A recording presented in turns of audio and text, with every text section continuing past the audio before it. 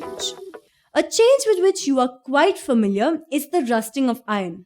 If you leave a piece of iron in the open for some time, it acquires a layer of brownish substance. This substance is called rust, and the process is called rusting. Iron gates of parks or farmlands, iron benches kept in lawns and gardens, the wheels of your cycle.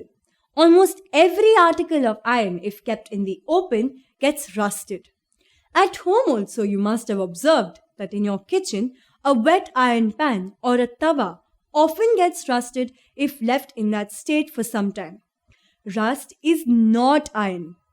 It is different from the iron on which it gets deposited. Let us consider a few more changes where such new substances are formed. Get a small piece of magnesium ribbon. Clean its tip with sandpaper. Bring the tip near a candle flame. It burns with a brilliant white light. When it is completely burnt, it leaves behind a powdery ash. Does this ash look anything like the magnesium ribbon? This chemical change can be represented by the following equation, where magnesium plus oxygen gives us magnesium oxide. Now, dissolve this in water and test it with red litmus. Does the mixture turn blue litmus red? On the basis of this test, how do you classify the aqueous solution? Is it acidic or is it basic? On dissolving the ash in the water, a new substance is formed. This change can be written in the form of the equation magnesium oxide plus water gives us magnesium hydroxide. Let us see another change. Dissolve about a teaspoonful of copper sulfate or blue vitriol in about half a cup of water in a tumbler or a beaker. Add a few drops of dilute sulfuric acid to the solution.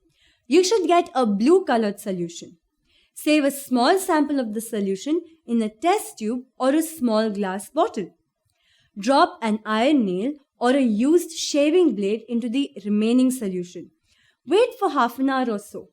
Observe the color of the solution. Compare it with the color of the sample solution that you saved separately.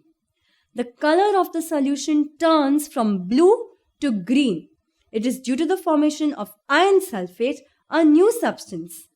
The brown deposit on the iron nail is copper, another new substance. We can write the reaction as copper sulfate solution, which is blue, plus iron gives us iron sulfate solution, which is green, plus copper, which is a brown deposit. Now let's see another chemical reaction. Take about a teaspoonful of vinegar in a test tube. Add a pinch of baking soda to it. You would hear a hissing sound and see bubbles of a gas coming out. Pass this gas through freshly prepared lime water. What happens to the lime water? It turns milky. What is the change happening in the test tube? When carbon dioxide is passed through lime water, calcium carbonate is formed, which makes lime water milky. The turning of lime water from a clear solution to a milky solution is a chemical change. A change in which one or more new substances are formed is called a chemical change. A chemical change is also called a chemical reaction. Chemical changes are very important in our lives. All new substances are formed as a result of chemical changes.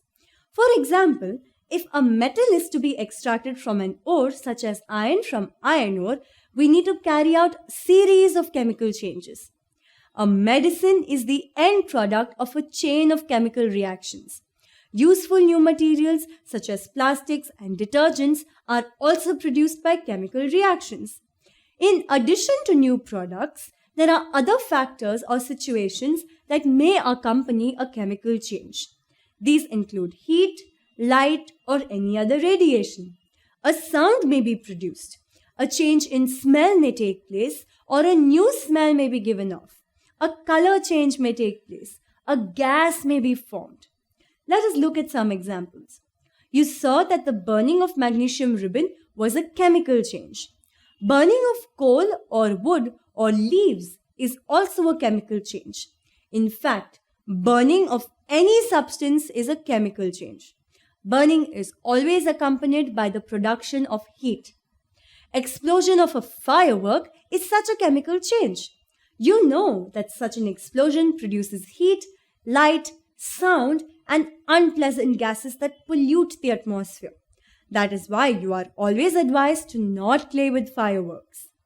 When food gets spoiled, it produces a foul smell. Shall we call this change a chemical change? Can we get unspoiled food back from it? You must have noticed that a slice of an apple acquires a brown color if it is not consumed immediately.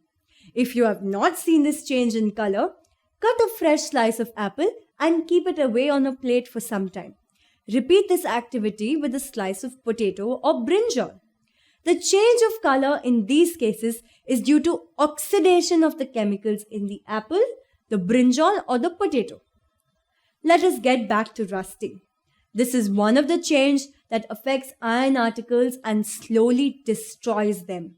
Since iron is used in making bridges, ships, cars, truck bodies, and many other articles, the monetary loss due to rusting is huge.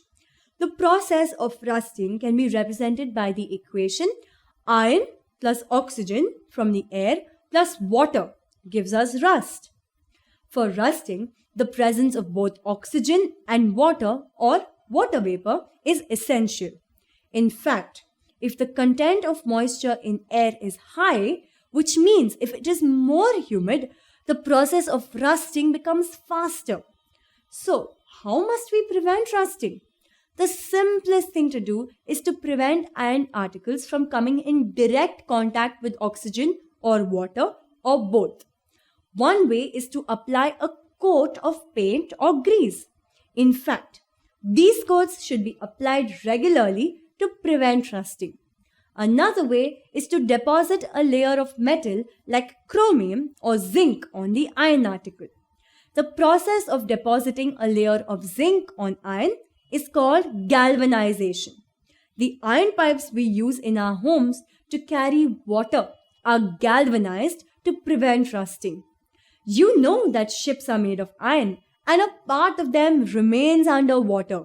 On the part above water also, water drops keep clinging to the ship's outer surface. Moreover, the water of the sea contains many salts. That is why either we galvanize iron or we use stainless steel. Stainless steel is made by mixing iron with carbon and metals like chromium, nickel, and manganese. It does not rust. You have learnt about physical and chemical changes. Try to identify changes that you observe around you as physical or chemical changes. Go over the video again and see if you are comfortable with these keywords and phrases now. Physical changes, physical properties, chemical changes, producing new substances, acidic and basic solutions, rusting, galvanization, and crystallization. I hope you have now learned and understood all the concepts I have spoken about today. Enjoy all the games and activities we have in store for you. Take care. Until we meet in the next session, goodbye.